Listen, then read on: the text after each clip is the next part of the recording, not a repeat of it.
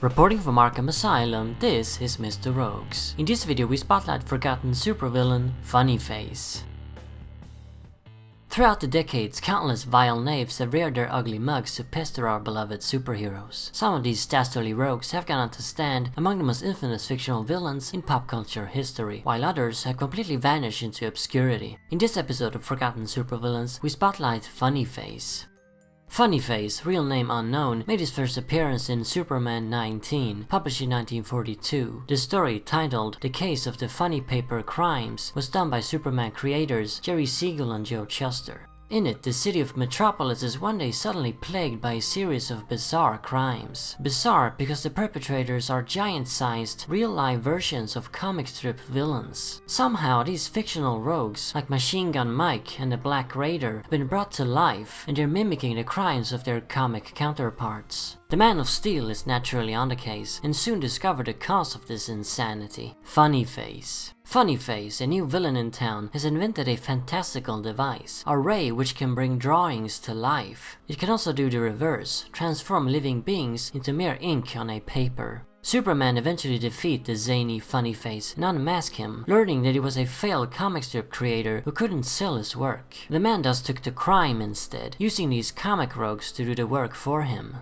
After this one single story, Funnyface disappeared from the comic scene and fell into complete obscurity. The character was completely forgotten, that is until 1982, 40 years later, when writer E. Nelson Bridwell and penciler Kurt Schaffenberger brought him back. This event took place in Superman Family 219. The story is set in the past of Earth 2, featuring a young Earth 2 Superman, serving as a direct sequel to the original story. As by 1982, all Golden Age DC stories have been designated as having taken place on Earth 2. The story is also a follow-up to the previous issue of Superman Family, which featured the Man of Steel going undercover as the villain, the Tiger. In this story, Funnyface, who's unaware that the Tiger is just an alias of Superman, brings the villain to giant-sized life by applying his fantastical ray on a sketch of him from a newspaper. Funnyface now used Superman's own creation to do his bidding, but of course the rogue was in the end once again defeated.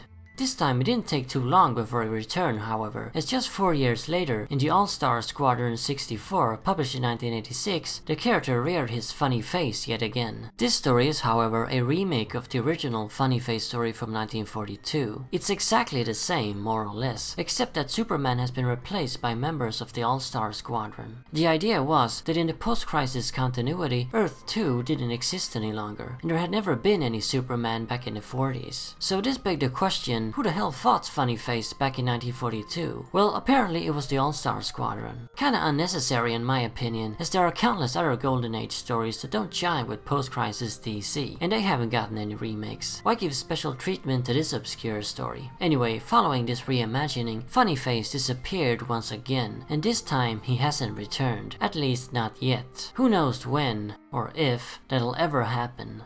As for other media, Funnyface has appeared in, you guessed it, absolutely nothing. So out of all the forgotten supervillains I've covered so far, and I mean since the revamp, this character is without a doubt my favorite. A comic-themed comic character. What a clever idea. He's basically a tribute to comics, and comic book villains especially. It's interesting to think that comic villains were already a thing back in 1942. This was, after all, before the concept of supervillains really existed, as they had only just begun to appear. This story is also used the comics medium in a very fun way. A comic within a comic. Oddly enough, you don't see that very often. Then there's of course Funnyface's eye-catching design. A guy in a business suit with a weird cartoon face. Even if you don't know what this character is about, he immediately catches your attention. I also find the concept of transforming a person into a drawing on a piece of paper to be kinda creepy. Yeah, it's silly and really outlandish, but also disturbing somehow. Just imagine being banished to a comic book page. Sure, it makes absolutely no sense, neither does bringing comic characters alive,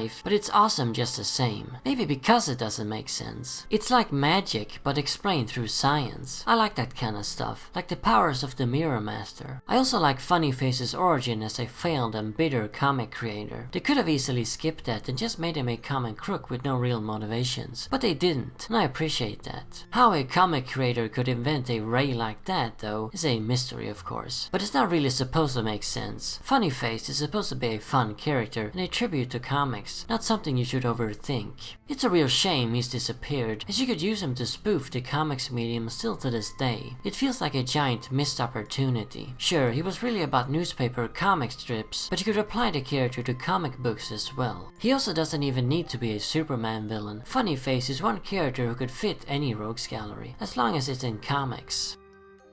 So there you have it. That is the story of forgotten supervillain Funnyface, a real lost gem of a character. Some of these rogues I cover should perhaps remain forgotten, but this guy, no, it's a real loss to comics that he's not around anymore. Anyway, as always, remember, Arkham Asylum awaits you in the next video.